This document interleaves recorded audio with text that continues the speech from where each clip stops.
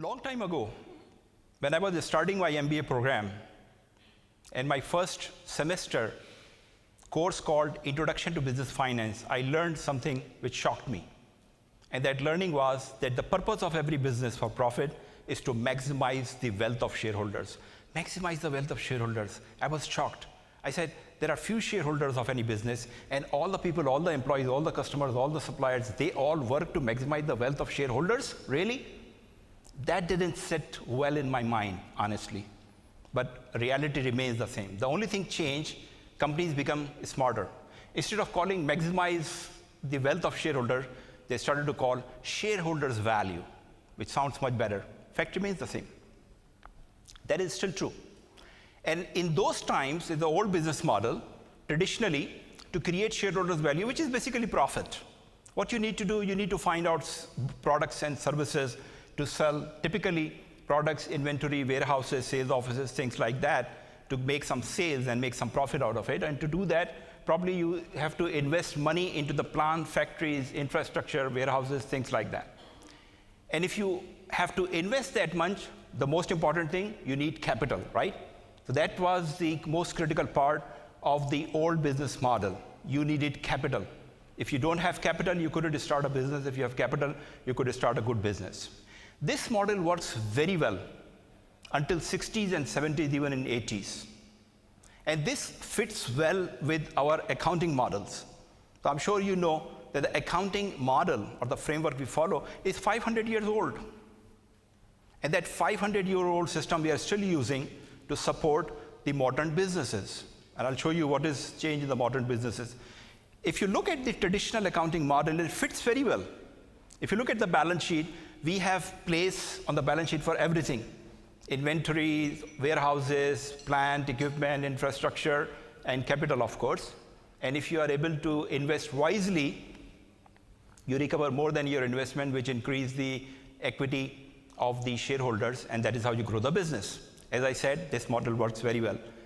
What changed since 70s and 80s, and it started when Japanese started to invade the American market with automobiles and electronics. And at that time, the companies become much more conscious.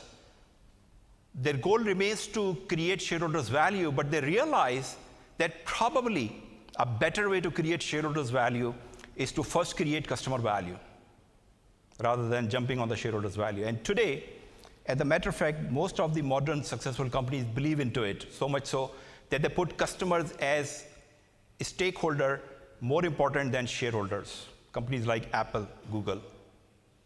And these smart companies also realize that create customer value, what you need? You need a relationship with them, not only selling, but relationship. And how do you manage a relationship? Through branding. You become their friend. This is what not only the service companies, the telecommunication, insurance, banks, but also the tangible products company like Apple do. They invest into the customer relationship. How do you do that? To do that, you need talented people, talented employees. Very important. The most important resource or asset of a company, talented employee. If you have talented employee, of course, you can bring the right technology, you can create the right culture, and you can bring the right leadership to lead the company towards growth and profitability. That's a new business model. Now think of this, just compare this model with the previous model I showed you. And think from your accounting mindset, where do you fit? Where our 500 years old accounting model fits into it? So, of course, we have the place for shareholders' value. What about the customer's value? In our traditional accounting system, do we recognize that? Is there a place for customer's value? Is there a place for brand? Now we have some very conservative rules to value brand, but it's nothing. It's nothing. Relationship, we don't regard, we don't recognize. We are basically blind to all these things in the new business models, even including employees, technology, culture, leadership. We don't recognize in our traditional accounting system. There is no place for it. The only thing we recognize, shareholders' value or profit. Now, this is the new business model which is being practiced very successfully by most of the most admired and successful companies in the world. So in terms, if you think that you are a supporting function, where are you supporting? The value creation process, we are not there. Now, of course, the smart CFOs understand that model. I'm not saying that we don't know this. But majority of the professionals are governed by the old mindset of accounting model, where we only see objectivity, tangibility. That is how we are trained for, right? When you are going through the professional accounting qualification for 4 to 5 years, you spend your time learning that what matters only is the materiality, is the objectivity, is the tangibility. We become blind to intangibles. We become blind to things like culture and brand and relationship and leadership, right? And that is how the most important resource in a business, talented employees, we write them off. We write them off as if they have no value. That's a dilemma we are encountering. If I continue to build my argument for the gap which is widening between the accounting model and the business model, I'll share with you some tangible factual information, because our mind only does not accept ideas as an accounting professional. We only look hard evidence. Where is the hard evidence? Tell me. So here is the hard evidence. Apple, the most admired company for the last 10 years. Founded in 1976, a new model, sales 143 billion. Book value, so I'm assuming that all of you are familiar with these. What is a book value? I'm not going to explain that. Book value, $129 billion. Market value, $737 billion. Look at these two numbers. And this is a new phenomena. The gap between the book value and the market value is only increasing. Larger the gap, the more successful is the company. So if I ask you that what is that $600 billion we are not capturing on the balance sheet? The balance sheet, you only see 129 billion. This company has worth and value of $737 billion. We are not booking $600 billion on the balance sheet. What does that represent? What is the most important asset of Apple? It's people, it's brand, right? So $600 billion, which we are not able to capture in the financial system, represents the value of the company in terms of relationship, customer's equity, customer value, brand, relationship, employee talent, leadership, culture, et cetera, et cetera. Google, another very successful company founded in 1998, 82 billion in sales, 128 billion in book value on the balance sheet. Market value, $533 billion.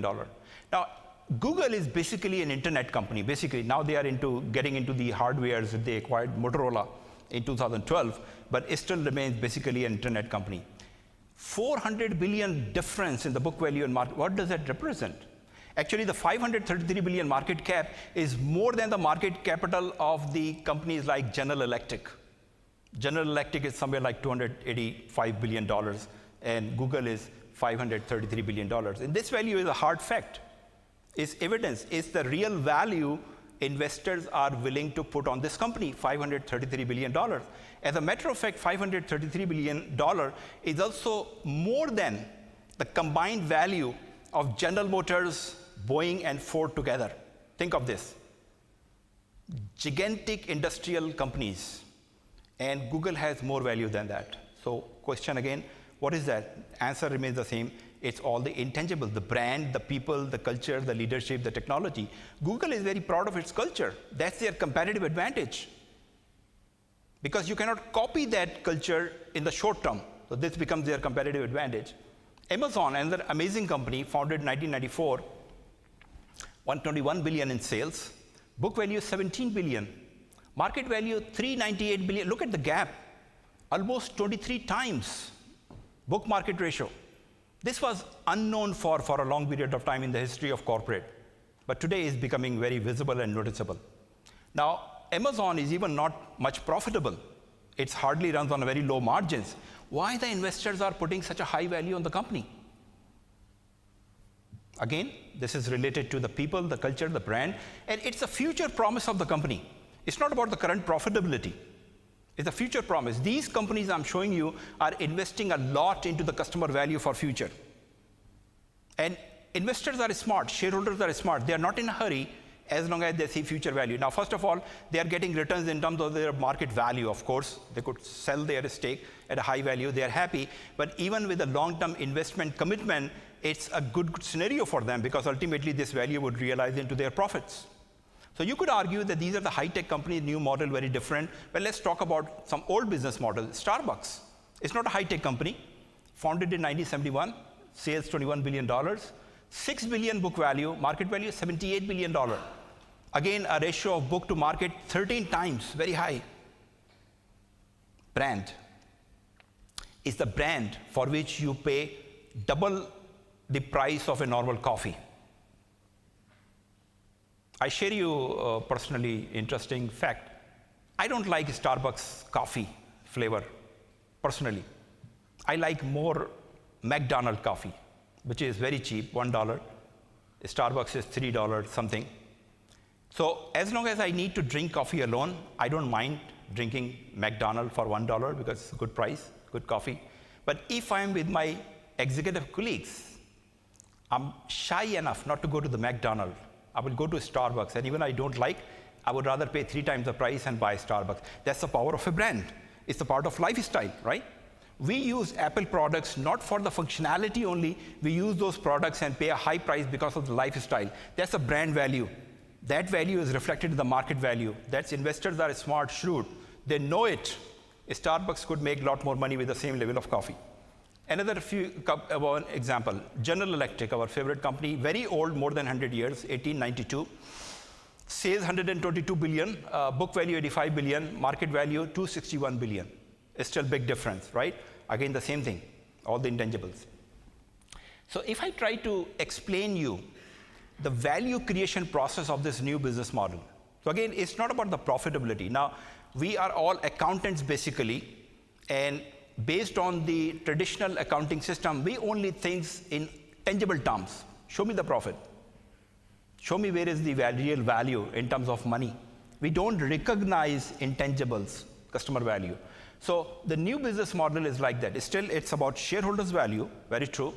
But as I said, smart companies believe that it's a customer value which would help to maximize the shareholder value much easier. And how do you create customer value? It's the talented employees. You bring the right people into the company, which is proven by Apple and Google and all those amazing companies. And they are enabled. So you need to bring technology and systems to enable talented employees and create the right culture and leadership to help them create customer value. So again, in the whole game of value creation, it is the employee, talented employee, who is a very critical resource, who is driving customer value. So think of this flow of value creation again, and think from your accounting mindset. Where do you see? Where do we fit into this? So we don't recognize employees as an asset or resource. We don't recognize leadership or culture. We hardly recognize any systems and technology investment. We don't know what customer value is. We only come into the picture from accounting when it created to shareholders' value, right? Well, for the business people who are working very hard to create value, it's the end of the game. When the value, customer value, is being converted into shareholders' value, which happens at the time of revenue recognition, it's the end of the value creation cycle for them. And we only start our process at that time because we are blind. From a traditional accounting system, we are blind to see all the value creation process before that, right? That's the dilemma we are talking about. And only business people could tell you that how much support they need on the value creation part.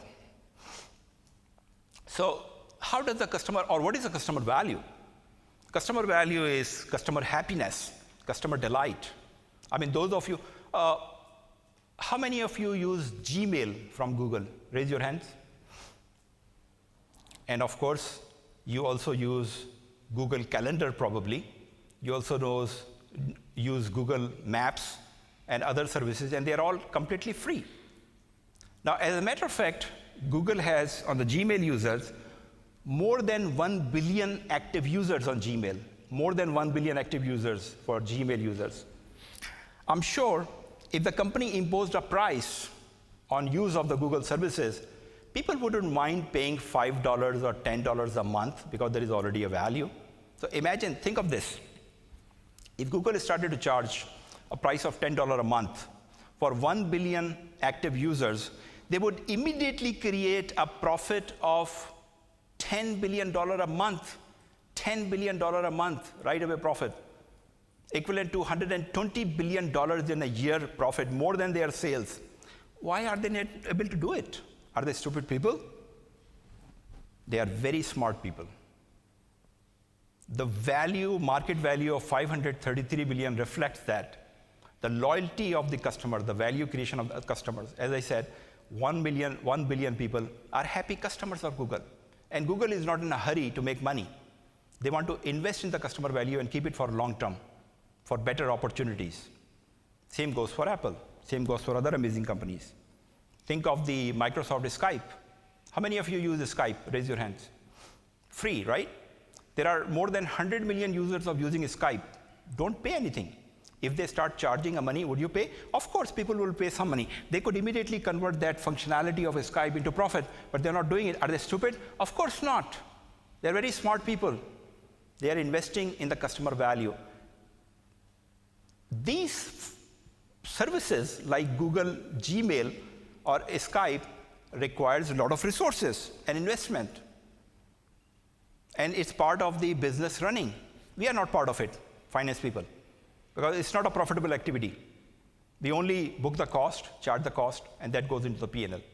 But they are focused on the long-term value creation. So it's not about profitability maximization in the new business model.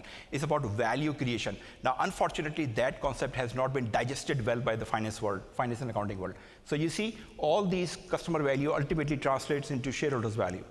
Let's talk about employees' value, because we said employees are also the most important resource of the company. What is employee value? Loyalty, retention, engagement, learning and growth. All those ultimately translate into shareholders' value, right? So these are long-term investments. Why are we not recognizing into the finance and accounting systems? This is the gap only widening between the finance and accounting domain and the business domain. So if we have to really come out based on this new business model and understanding, what should be the role of finance beyond the traditional bookkeeping or record-keeping function? It should be related to the value creation. So first of all, finance function should be really in a position to help maximize value creation. Now, I think you understand the value creation is not about profit only, it's a much broader concept. Simply by creating customer happiness, you create customer value, which is non-monetary, by the way. It's intangible, but that is what the companies are doing. So role of the finance should be, first of all, measuring the value created. How are we doing here?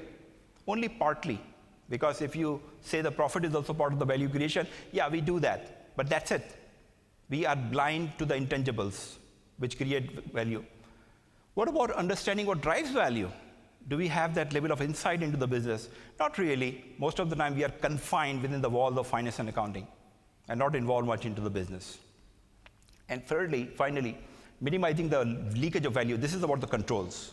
So we only talk about the financial controls, but what about the controls related to the intangibles and the value creation resources and activities?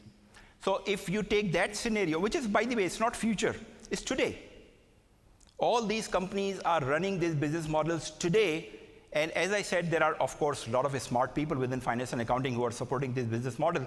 But we have failed to bring a tangible accounting model to support these business models. That's a dilemma. Now, I don't have a solution, honestly, myself. But for me, a problem well-defined is half solved. Do we understand this problem? And if you understand that problem, at least you can find out something, which the smart finance people and CFOs are doing for these companies. So first of all, you could blame your traditional educational system. That even today, we are producing bulk of accountants and accountants and accountants. All the accounting bodies, with due respect. That's what we are doing. We are not creating business managers. Now, no doubt, we need a lot of accountants in the beginning of their careers, but then we need senior level business finance people, and we don't have any structure for that. Smart CFOs become CFOs because of their smartness or their own proactive interest in the growth and development. We don't have any structure. Or you can blame yourself. You don't have time for that. Well, whatever is the reality, these are the two hardcore facts, that if you don't do something, it will be a little late in the game. So before that happens, it's a time for us to wake up. So mainly the challenges faced by typically most of the professionals is, number one, time constraint. We don't have time. We are burning in our job day in and day out. and that results in lack of, we think we are productive by working long hours. Actually, that is lack of productivity. We become less efficient, less productive by putting more hours. And then work-life balance, we are burning our lives into it. Second thing is image problem. Non-finance people or business people still don't hesitate to call us bookkeeper, accountants, even bean counters. Is that not true? Because some people are really reflection of that bean counters. Why do we need to build up our image is basically to communicate with non-finance people in the business language to develop our relationship.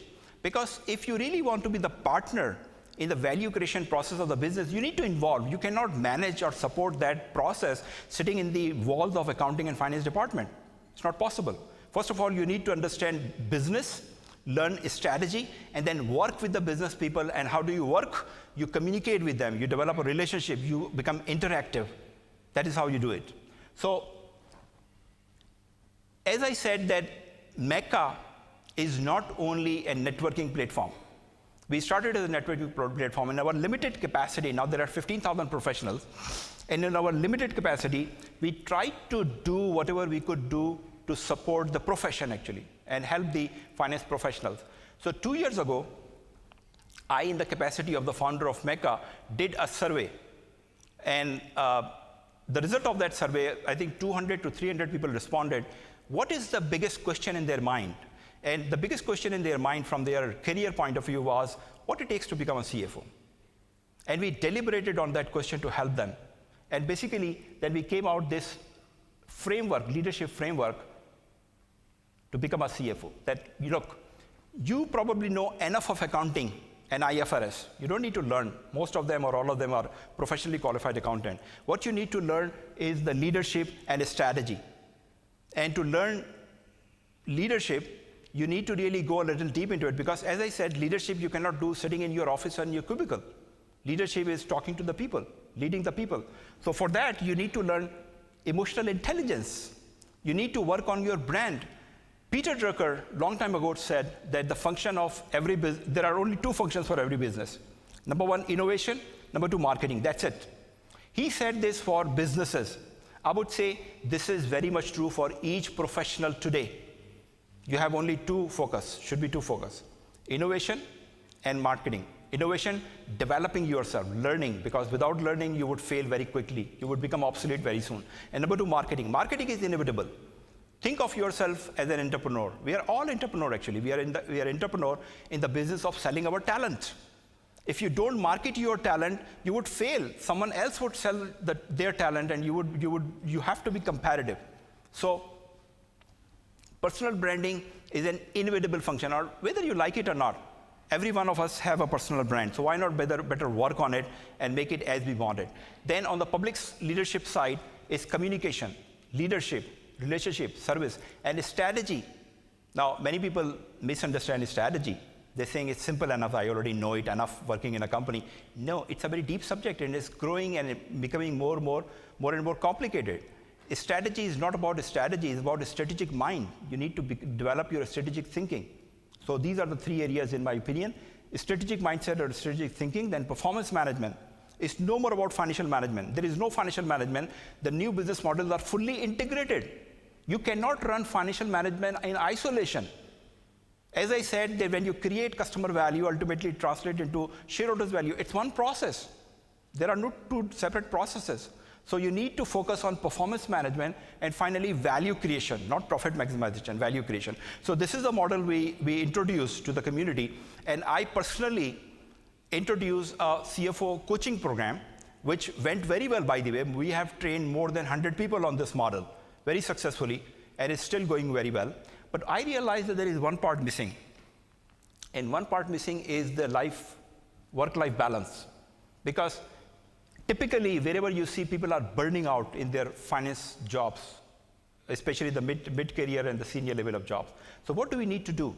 That questions left me to believe that it's about work-life integration, not work-life balance. There is no work-life balance.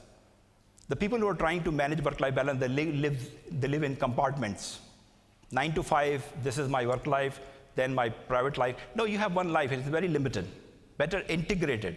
better integrate. All of my career, I did not mind to do small work, personal work at my work, in my office, but at the same time, there was hardly any weekend I didn't do any corporate work at my home. That is how I integrated my life. I was always comfortable. It's only a matter of priorities, not compartments. So we added that part into that program, and now we have a new program which is called the Meca CFO Mastermind Program. And there is some information on your tables if you're interested to go look into deep. And so first batch, first group, there are 14 senior finance professionals, 8 of them are CFOs, and the remainder are the senior level, senior controllers or directors. And we are going through that leadership development process. Now, the goal is really to create finance leaders of future. Because as I said, they know enough of accounting. In fact, they need to unlearn some of the accounting and become better business leaders. So our goal is that end of the day, they become not only better business leaders, but with good financial background. And with that combination of a good financial background, with a lot of business insight and leadership, they become better business manager, better than their business counterparts. That's our goal is. And that's what actually should happen within the finance profession. So as I said, in Meca, in our limited capacity, we have started that process. I'm sharing with you because you could do on your own that process. We need to realize that the time is running very fast, the change is coming very fast, and if we don't do something, then it would be too late for all of us individually and collectively, and from the corporate point of view, the companies you serve for. So what you could do, this is what a wise man 200 years ago said. What really matters today is your ability to change, adaptability, adapt how quickly you could change. Now, I'm doing corporate trainings for 20 years. I know how this process works. The traditional trainings are not working anymore. First of all, it's very hard to find one day, even one day, out of your work to go to training. And if you're able to find that time for 1 day, 2 day, 3 day workshop, you go there, you learn, gain some knowledge, you are excited, and 1 week, 2 weeks after, you are back to where you started. That doesn't work. That is why we started this new structure of the online coaching. In online coaching, we do paced learning for 12 weeks. So first of all, you don't have to get out of your work. You can do weekend from your comfort of your home for 2 hours, and that is how you become more receptive of the information. And the Meca Mastermind, we created almost a 1-year program, because the idea is that remaining the program, before you finish it, you must deploy what you want to apply in your life. So it's all about practical insights, changing your lifestyle. Here is my little 2 cents. If you really want to take the first step, if you believe what I was shared with you, that this is the time to change, start small, take baby steps. These are the 2 wonderful books. Easy read. 7 Habits of Highly Effective People. How many people have read it? Raise your hands. Okay. This is the book. If you have to read one book on business or leadership, this is the one. So better, as a senior finance professional, better buy a copy and start reading it whenever you have time. The other, if you want to start in the domain of strategy, this is a good starting book. It's very small read, by the way, less than 200 pages, very simple language. Start with this strategy book. And once you start getting insight from these 2 books, that would motivate you to go further. And that's all we need.